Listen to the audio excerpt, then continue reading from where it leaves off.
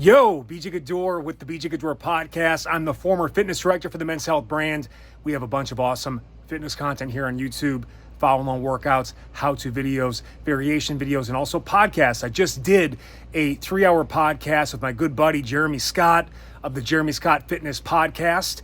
Now, it was 3+ hours, lots of different topics, some that you might not be interested in. So what I'm going to do is break it up and make it more digestible and do specific sections that we kind of talked about here. So first one, the extreme heat. All right, I live in Palm Springs. We just had a record high, 124 degrees. I train in the heat. I take advantage of it. I prepare for it. And whether you're living in the desert or just trying to manage the heat of the summer, we're going to talk about that.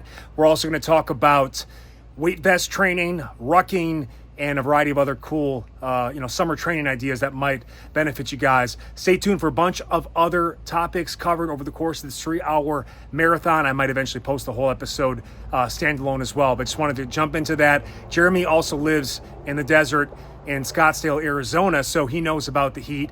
We're going to help you beat the heat this summer. Enjoy this episode. Please like, share, and subscribe. Peace. Yo, BJ GADDOUR with the BJ GADDOUR podcast. And yes, you guessed it. Who else is here? Oh, hi guys. It's Jeremy Scott. Nice to be here. You know what's funny, man? I've not recorded a podcast since we last recorded a podcast because I just chopped up what we did into like 5 episodes and just haven't felt like talking, frankly. You know, it's hot out here. I'm really, this is around the time of year too where I really shift my focus to more of my own training. But in that too, you take a break, lots of stuff to talk about. So what's going on with you right now in the summer, man? I just saw you were on a trip. Yeah, well, actually I did, because I went and I scrolled on iTunes or Apple, whatever. I'm so old. iTunes, like it's a real thing. Apple the other day, I'm like, when's the last time he did a podcast? I'm like, oh shit, this is the clips from stuff that we did. And to echo your same thing, yeah, there's weeks where I'm just talking into nothing and nobody. The summertime, it's just easier, and my schedule's just been completely fucked. So instead of doing these like we normally do it, like we schedule a guest, we do it on Fridays, whatever, I'm doing them like Wednesday mornings, like at my house, which just schedule-wise, it just works out easier with travel and people and all the stuff we're doing. So I'm just there talking to essentially nobody, which is fine because I've done, I don't know how many guests we've had, 300 and some. So half of them are about people and half of them are basically guests. And I'm like, this just seems like you just feel like a complete loser because you're talking to nobody. And I'm like, who the fuck even wants to listen to me talk about like my diet in 2024? And then the amount of messages people just sending in like, oh my God, thank you so much. This was so helpful. And not even about the diet stuff. I guess I'm rambling on about whatever. But the point is like, I have nothing written down. It's my diet. So like, I don't have a sheet. I'm just talking, and then my brain will wander and it just goes into fucking nonsense. But to your point, it is hard to get motivated to do those, especially when it's 120 degrees outside and you're like, well, I'm just going to talk to nobody today and hopefully somebody appreciates it. So it's a different art form for sure. Oh man. Well, here in Palm Springs at the time of recording this, we just hit all-time record high, 124. I was going to text you actually. It was yesterday, right? I think it was 2 days ago. Friday. It was Friday. Yeah. And like it was so hot. Now the pool, it was like a hot tub. So now you can't get cool at all. Though again, like it is a nice way to take advantage of, like, it's not exactly as hot as a hot tub, but it's just below. So you get, the benefits of just getting really warm and loose. But I mean, I think I had a little bit of heat stress from Friday because I sauna, then went into that for an hour. And I just didn't know I didn't realize what was happening because it was an exceptionally hot day. And then even Death Valley, they're talking, I mean, they hit an all-time high of 127. They might hit 130 by mid next week. So bro, that's legit because we got a dry sauna here in the facility now. And you do? Yeah. So because D'Lo, long story short, he had one at his house. He used it like twice. Super nice, like $5,000. Has a Bluetooth, speakers, all the shit in it, whatever. And he's like, "Do you want it? I'll have my handyman would ever come drop it off. I'm like, well, fuck, dude. Yeah, we'll take some free shit that you've never used. Maybe he used it maybe naked once or twice, whatever. But like we scrub it down. But yeah, when it gets to, because compared to the wet ones, the dry ones don't have to be as hot to be as effective. No. And so when that thing is at 130, like you're cooking, dude. And imagine you're outside or you're in your car, like especially like when you live where we live, you get in your car. Like right now, if it's 110 outside, your car's 120. Like it's a smoke show. And yeah, to your point, the pool it's not the worst. Like yesterday, I went in the pool when I got home, and I think it was 111 here. There is relief in it, and there's a little bit of a breeze, so you catch something, but you have to constantly dip yourself in the water. It can't be a lot of this half in, half out. And people will complain like, oh, even your pool, you don't get relief. I'm like, bro, go stand in your fucking backyard in no water and tell me how long you can make it. I can sit in the pool for 2 hours, like drink a beer, I can hang out, like I'll be okay. Standing in my driveway, I'm literally like a candle. I'm just fucking melting. It is the worst. I mean, before we jumped onto this pod, I did my morning routine is shifting a bit now because it's so hot. Like it is like a sauna outside. So I start with I told you I got those new inversion boots. So I literally hang for about 15 minutes upside down, stretch the spine, do a little ab work, drain my legs to manage the arthritis in my knees. And then I just did, nice little pool circuit. But again, it's so nice and warm. And again, you can do standing movements that you can't necessarily do in a hot tub itself. So again, it's all perspective, isn't it? Like I take advantage of like when in the winter when we don't heat it, it's cold. So I take advantage of it as a cold pool. Like now I don't need my hot tub because it's pretty close. And again, people very easily lose perspective. And again, I think you and I Midwest guys will always just appreciate the heat. Yeah, these are exceptionally hot days. But I prepare for it. That's part of the benefit of using a sauna on, the other seasons so that I'm not so overwhelmed by the heat stress. And it really has made a difference, in terms of just because, when you get hit with heat stress, man, it can cost you a couple days easy. And it hits you so fast and so quick. Oh no, it'll bury you. You'll forget. It's like when you get so dehydrated, or you have it to the point where like you almost forget. Like I've had it where like I forget kind of like where I'm at, like what city I'm in. Like I'm out here running around. I'm like, where? I'm like, and that's not good. And I'm like, where the fuck am I? You kind of have this moment of like, am I in Rochester, Minnesota? And you're like, no, dude, you're in the middle of the desert. And because we just did I literally have already taken a shower after working out today. We do our Sunday advanced metcons here at 8:00. And just because of how it programmed out, a lot of it was like we did like lunging outside, running outside, like a plate carry outside, and then obviously pop back in. And I'm like literally through the joggers that you guys make and I had an Under Armour and this long sleeve on. Literally could wring it out, just drenched, like just completely dripping. And it's, that's 8:00 in the morning and it's already 100 degrees. But does that suck? Yeah, it's fucking miserable. But I would take it over February in Minneapolis 1,000 times over 1,000 because I still can go outside. I just have to be smart about it. When it's -10, the goal is just to not die. So this definitely is better, even though it's not ideal. I know you take advantage too of the rucking or the weighted walking. Because I did a 60-pound walk. It's one of those things I was about to do. I'm like, is this the right? Because it was super hot. I'm like, let me test myself today. And halfway through the walk, there's a spot where you can stop for some water and ice and stretch a little bit. Also, like anytime you have like a 60-pound plus vest on, the neck and the traps just get sore. So I just kind of take it off briefly and keep going. But I'm halfway through that walk and I'm like, I don't know if I really should have brought the 60-pound vest today. But what I equate it to is it's like probably what it feels like for an astronaut to be in space, like in a spacesuit, like the heat. I feel like I'm in a suit, especially when you put the vest on. And I'll sometimes wear a hoodie just for sun protection. And it's next level, man. But like the breathing benefits, obviously the calorie burn is off the charts, the mental toughness, but there is no one else out there. Like no one comes outside.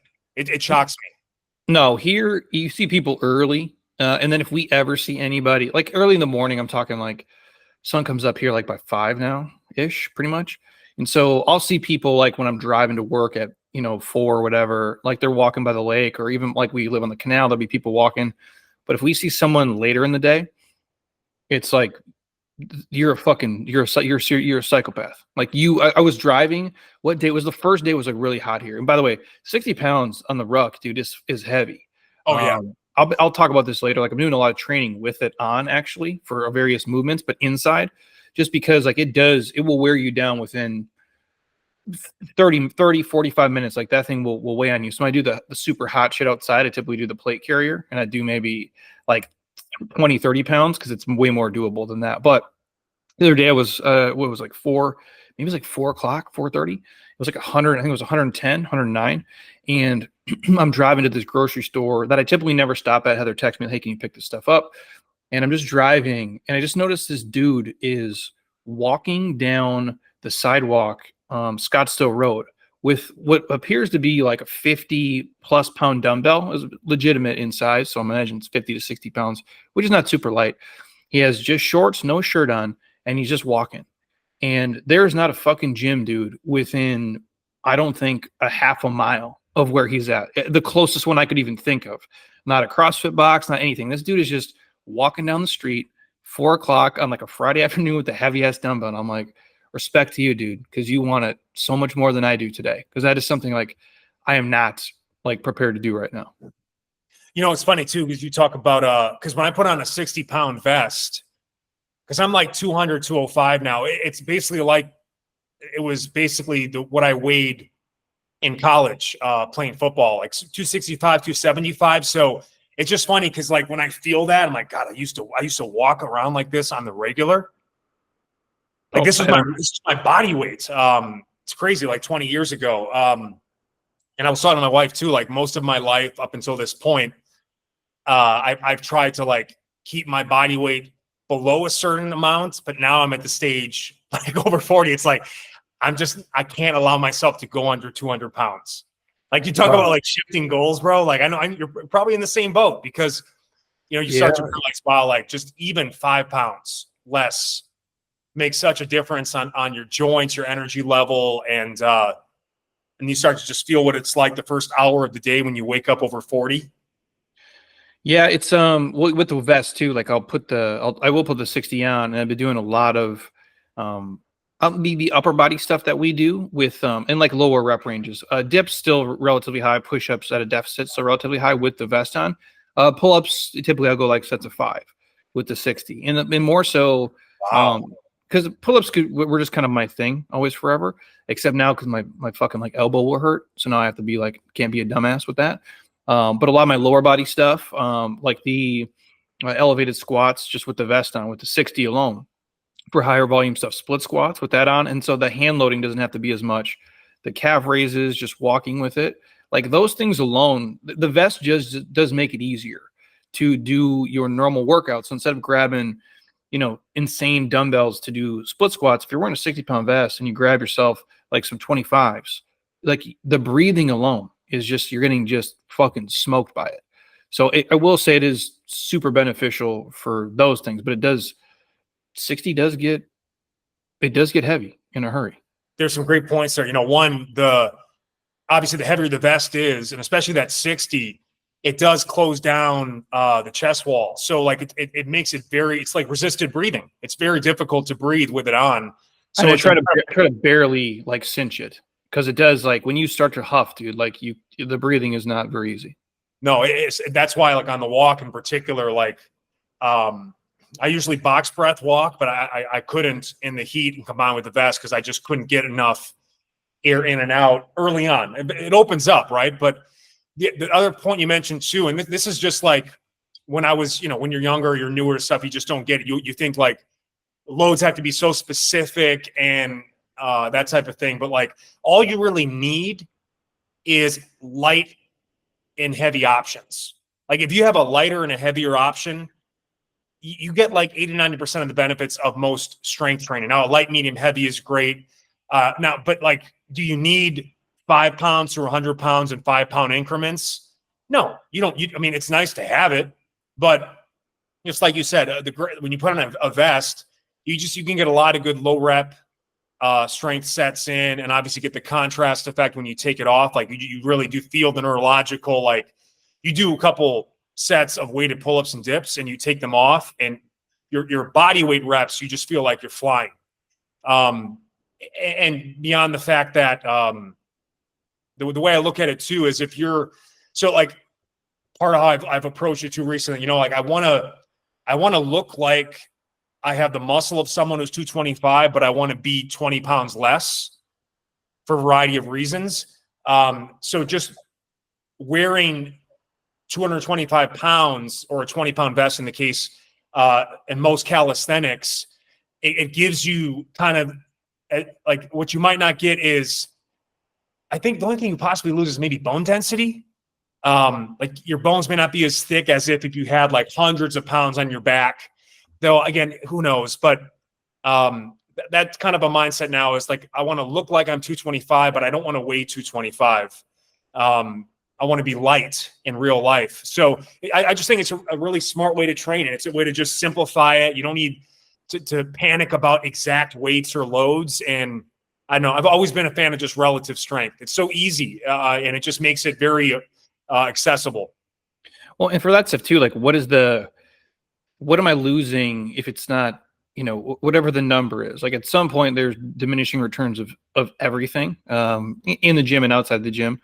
But if I'm doing walking lunges with the 60-pound vest on, like it's like, first of all, walking lunges suck in general. Like they're just not an easy thing to do. With body weight, it's become very efficient. If the volume gets high enough, obviously it starts to smoke you.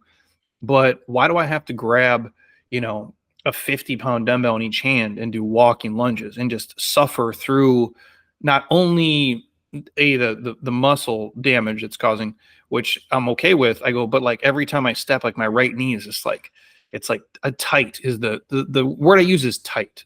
Like I'll squat down to grab a laundry out of my dryer and it's like my right knee is tight. Like it's stiff or it feels like thicker than the other one. And I'm like, this is not like the trajectory of this cannot be good. Like if I don't like fucking deal with it, but I need to still do the thing. So it's like you become smarter. And to your point, you don't notice the weight stuff. Like obviously the same thing where I'm struggling just to be like just over 200 pounds. Like it takes, and because you want to be 200 pounds, but not like you want to be shredded too.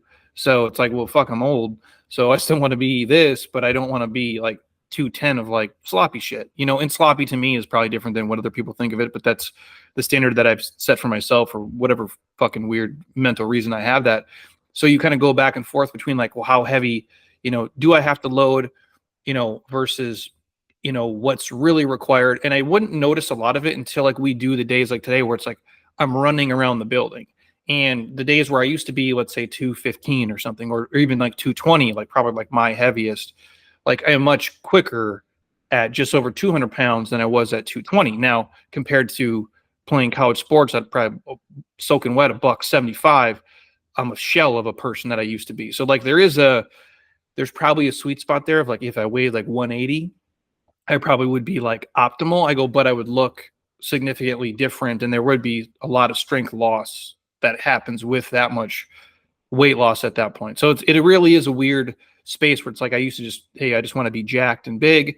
And then you get older and your stuff hurts and you're like, well, I need to still be big. But like, how big can I be? Like, what's the, where do you draw the Mendoza line of like risk reward? And, that's different for everybody, obviously. And again, it's the who can guard Shaquille O'Neal? Well, nobody, but Father Time is the only one that could guard Shaq. And that's kind of how I feel the same way. It's like you're just kind of fighting every day to maintain all of the skills that you like, and you can improve on the mobility and the other things. Like those can get better. I do think forever. It's just those are painful increments to make to like have better hamstring mobility, or be able to do like a full knee over toe kind of like split squat, like perfect range, like all these different things. Those can get better, but everything else essentially just kind of erodes, and you're just trying to. I feel like that you're trying to hang on for dear life a lot of times. That's why I'm a huge fan of the hang, man. It's much easier. And by the way, same thing with the weighted hangs.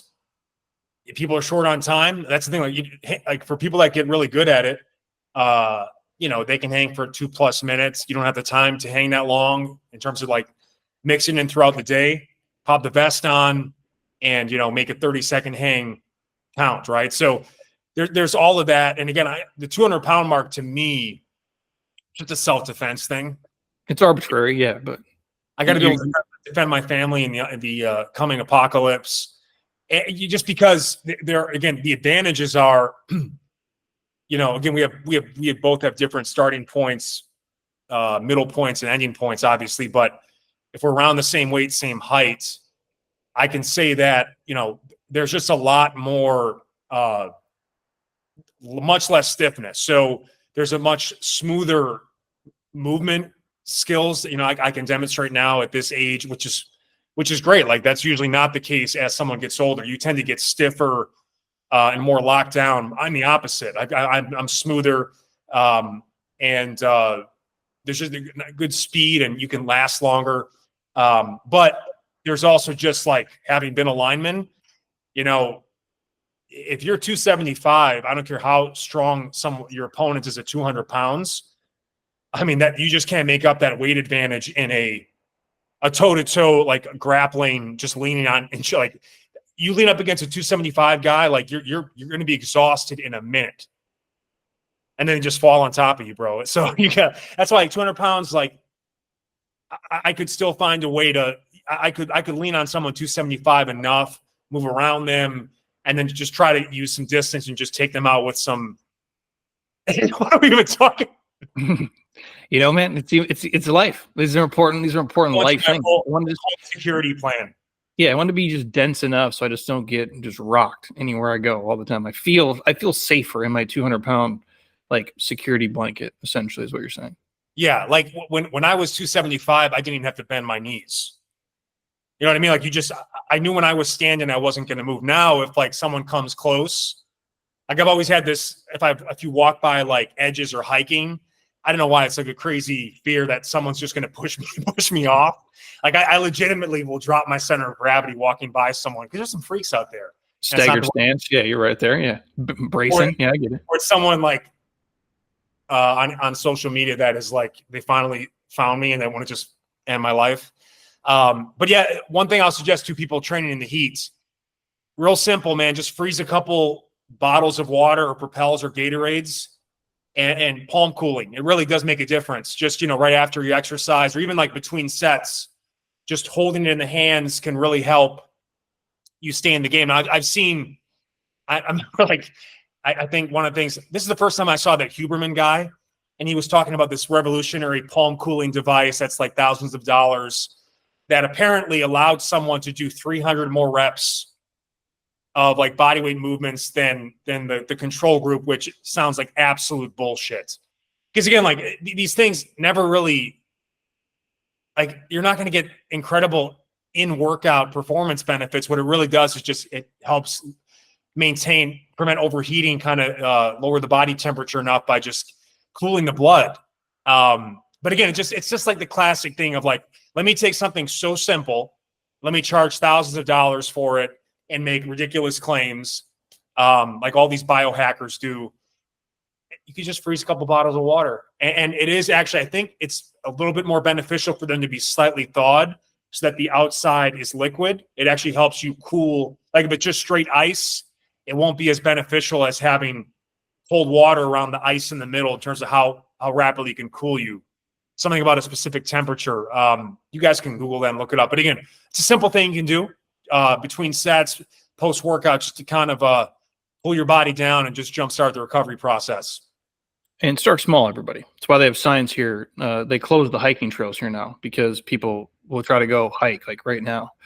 And I'm like, dude, it's 113. And if you're from, no offense, like Michigan, and you come out here and you're like, I'm going to hike Camelback today. And I'm like, bro, I'm going to see you in about 45 minutes getting rescued by a helicopter. Like if you're lucky, because like you're not equipped for it and you're not going to make it. And it's different, like walking around your neighborhood versus hiking a mountain in the sun where there's no shade. And you're just like, you're on your own, dude. You versus the elements, like, and the elements are undefeated.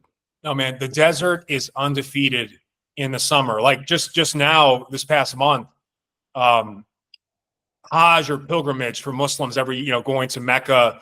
It's one of the pillars of Islam that has to be completed, and it's part of the faith. But they just had because of the extreme heat in the desert, record numbers of deaths, just because especially older people, like, they just can't handle the heat.